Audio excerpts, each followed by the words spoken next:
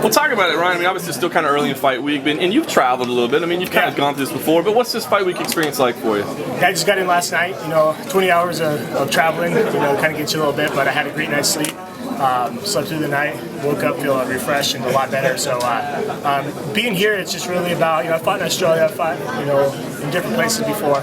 It's about, finding that comfort zone where your food and all that kind of stuff and training regimen that you do back in the States and where you're from, bring it over here, and so that's a real kind of the thing that you're trying to fine tune right now. So just getting the food and all that. We're fighting on Sunday morning early. I've done that before, but it's still, a little shock. So we try to replicate that in training camp so as best we can. So I'll be ready no matter what. You throw me in an octagon anytime, any day, and put on a show and do the right thing. So. Now, you've had some big fights already in your career, but I got to think, when they call, they say Rampage Jackson. Is that still special to you? I mean, this is a guy that's one of the superstars of the sport. Is it still, is that a special one, or you just go, oh yeah, I'll take him, whatever? Yeah, it's kind of both ways. You first, you get that name, Rampage, and all that. It's pretty surreal. I come from a wrestling background. 5 years ago, I was wrestling in college. And I watched these guys fight throughout their career and looked up to them and been a fan.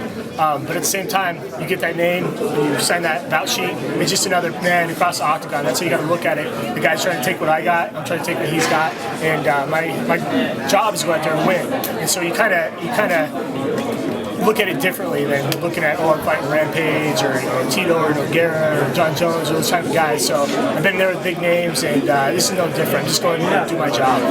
What's it been like? Obviously, last year wasn't your best year. You had a couple rough outings. But what's it like putting that past you? I mean, is it difficult, moving on? I hear a lot of wrestlers say, you lose, you just move on. But was it tough? Yeah, it was tough. It eats at you for a while. A couple weeks after, it's really bad. And my second loss in a row.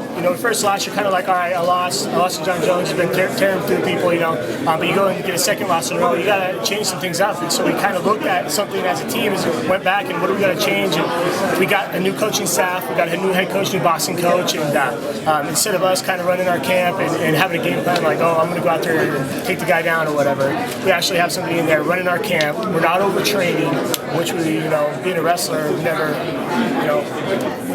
knew what overtraining was. We just went in there and you never could get enough. So, but it's real. So, we had somebody running our camp, felt a lot better, and game planning down to the minute, drilling it, and ingraining it into your training. So that's a big thing that I've learned, and I felt like I've grown as a fighter, these last 4 months than I have in the last 4 years, just with new coaching staff and everything. Those losses coincided with you guys opening the new gym, right? Yeah. I mean, was that so? Do you think that's a mistake that fighters make in thinking that they can do it on their own? Not really. The level of competition went up. When we left, and I fought Nogueira. Went out there and beat Nogueira, and then it's better now that we got a coaching staff around us that we trusted and they trusted in us. So I guess that could kind of be a little bit of it, bringing those people and getting the right group around you. But that takes time too, and finding those right people. So I think we're at that point now where we have that, we found everything, and it's all kind of fell into place.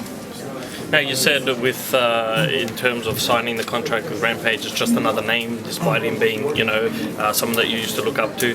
Fighting him in Japan, where he has such a past and where the fans embrace him so much, does that make a difference at all? That you are coming into this fight as the definite underdog in the minds of the fans? No, if anything, it motivates me more. I love being the underdog and playing that role.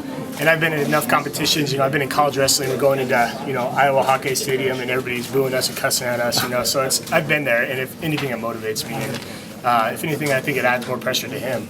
Coming here and having to put on a show. So I don't worry about the crowd. I don't worry about anything else but my job to do when I go in the octagon. So I'm kind of tunnel vision. I see the octagon. I walk out, hear my music, get in there, and do your job. And I listen to my coach, and that's it. So if people boo me, if they cheer, whatever, I'm not hearing that until after or what. But it's not going to affect me.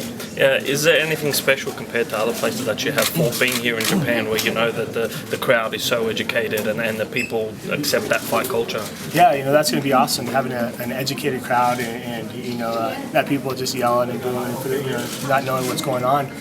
So it's nice to be in that mixed martial arts or martial arts in general culture, where it came from and everything, and watching the old school fights are so even though it's quiet, there's so much energy in the crowd, and it's just an honor for me to come over to a place like Japan and fight in front of the people in this country. So and be part of something that's part of the culture. The first UFC here, there's civil ownership, and I just have I'm fortunate enough to do this and travel around and do what I love to do. Rampage has said that he wants to be the old Rampage again, like he was in 2001, 2006, and bring out the slams and boxing. Is that, knowing that that's probably what he needs to do, does that change your game plan at all? Not really. I think it just opens him up for more, more stuff. I'm a D1 couple-time All-American. If he thinks he's going to come in there and pick me up and slam me, that's just not going to happen. So I'm going to open him up for more things and get him out of his game plan, kind of. So for me, I know what I got to go in there and do. We've trained for the best Rampages ever fought, and so we're going to go out there and hope it is, and hope and then go out there and beat that Rampage. So it doesn't matter what he's really bringing to the table. We know he's tough. We know he hits hard. We know he has great hips, and he's a great fighter. So he's going to be that in there. It doesn't matter if he tries a few more takedowns or what. We're going to be ready for it. Do you think you have the advantage over Rampage when it goes on later rounds? Should the fight go to later rounds? Yeah, I do. But he's a durable guy. He's got a strong chin. He's always in shape, and he has a knockout power throughout the whole fight, So I think for me, it's just making him move, mixing things up, and not letting him get in his comfort zone. You let him do that, and then he can go all day, So mixing things up and doing different things where he's kind of getting discouraged and tired and all that. So I'm in shape. Hope he's in shape. So but I'm sure he is. So I'm sure we'll be fine both in the later rounds.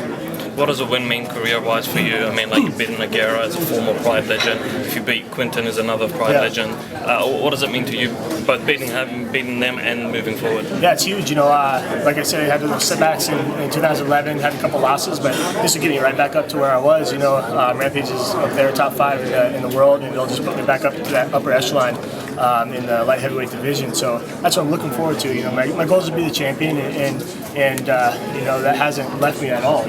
I still have a desire, and I want to go out there and fight a guy like Rampage. Not only is it great on your resume, great for me personally, and it's great for my career. It just bumps me up that much more and gets me where do I want to be.